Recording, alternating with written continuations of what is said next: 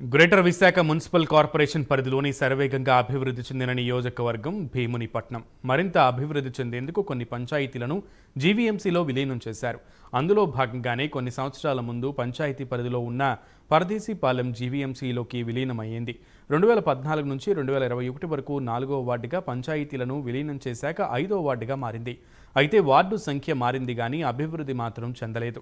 ఈ క్రమంలో పరదేశీపాలెంలో ప్రధానంగా కొన్ని సమస్యలు పరిష్కరించాలని స్థానిక ప్రజలు కోరుతున్నారు. దీనిపై ప్రైమ్ 9 స్పెషల్ స్టోరీ.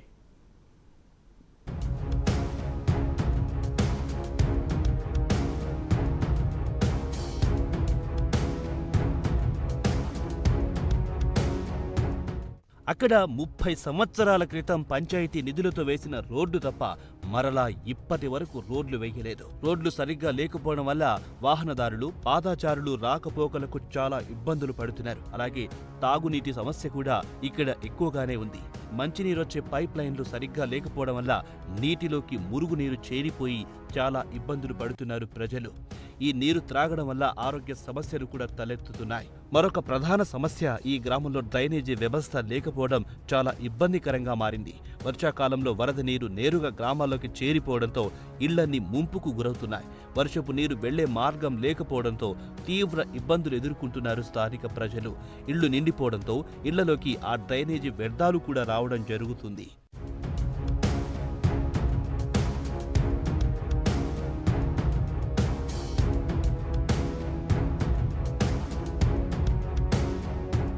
అలాగే ఈ గ్రామంలో 32 kV విద్యుత్ తీగలను ఇళ్లకు అతి దగ్గరలో వేయడం వల్ల ఆ వైర్ల తీగలు తగిలి విద్యుత్ ఘాతానికి చాలా మంది ప్రాణాలు కోల్పోయారు. ఈ విద్యుత్ తీగలను ఇళ్లకు దగ్గరలో నుంచి మార్చి సరైన చోటు ఏర్పాటు చేయాలని అధికారులకు ఎన్నిసార్లు కోరుకున్నా పట్టించుకోలేదని గ్రామ ప్రజలంటున్నారు. గత ప్రభుత్వంలో అప్పటి వైసీపీ ఎమ్మెల్యే ముత్తంశెట్టి శ్రీనివాసరావు గ్రామాన్ని అభివృద్ధి చేస్తామని చెప్పి కొబ్బరికాయ కొట్టడం తప్ప ఎటువంటి అభివృద్ధి చేయలేదు.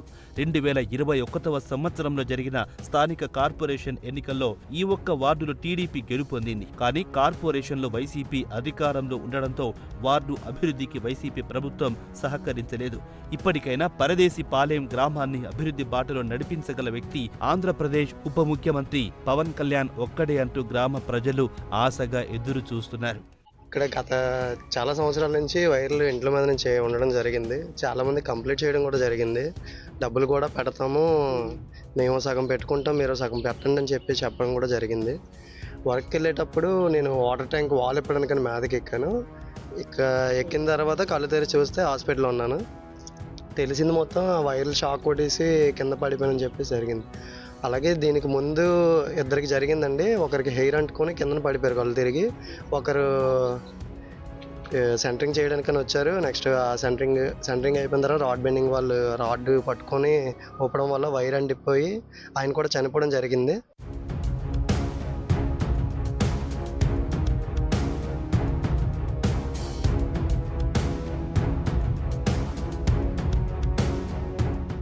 పరదేశీపాలెం గ్రామంలో అంతిమ సంస్కారాల కోసం సరైన శ్మశాన వాటిక కూడా లేదు. దీంతో చాలా అవస్థలు ఎదుర్కోవాల్సి వచ్చింది. స్థానిక గ్రామస్తుడైన శ్రీకాంత్ రెడ్డి తన సొంత నిధులతో శ్మశాన వాటికను అభివృద్ధి చేశారు. అలాగే ప్రభుత్వం కూడా పరదేశీపాలెం గ్రామాన్ని అభివృద్ధి చేయాలని తెలుపుతున్నారు. వైసీపీ ప్రభుత్వంలో ఎదుర్కొన్న సమస్యలు కూటమి ప్రభుత్వంతో తీరిపోవాలని, ఈ గ్రామానికి రోడ్లు, డ్రైనేజీ, మంచినీటి సదుపాయం కల్పించాలని ఆంధ్రప్రదేశ్ ముఖ్యమంత్రి నారా చంద్రబాబు నాయుడిని, అలాగే డిప్యూటీ సీఎం పవన్ కళ్యాణ్ని గ్రామ ప్రజలు కోరుకుంటున్నారు. చూడాలి మరి ప్రభుత్వం ఎంతవరకు స్పందిస్తుందో. ఇల్లుల మీద నుంచి వైర్లు ఉన్నాయండి. అది ప్రాణహాని కదండి. ఆల్రెడీ 2-3 సార్లు జరిగింది. అలాగా జరిగిన తర్వాత మేము మామూలుగా కరెంట్ ఆఫీస్కి వెళ్ళి కంప్లైంట్ చేసాము. వాళ్ళు చలానా ఇంత కట్టాలని చెప్పారండి, 3,50,000. అయితే 2-3 ఇల్లులు ఒప్పుకున్నారు కానీ మిగతా వాళ్ళు ఒప్పుకోలేదు. అంత డబ్బు మేమెందుకు కట్టాలి, అది గవర్నమెంట్ చేయాలి కదా అనేసి అన్నారనమాట. ఎక్కడ జాగిస్తున్నామండి అంటే ఇవి ఆల్రెడీ గవర్నమెంట్ ఇచ్చిన ప్లేస్లేనండి. మరి వైర్లు ఉన్నప్పుడు వైర్ల కింద ఇవ్వకూడదని గవర్నమెంట్ కూడా ఆలోచించాలి కదండి.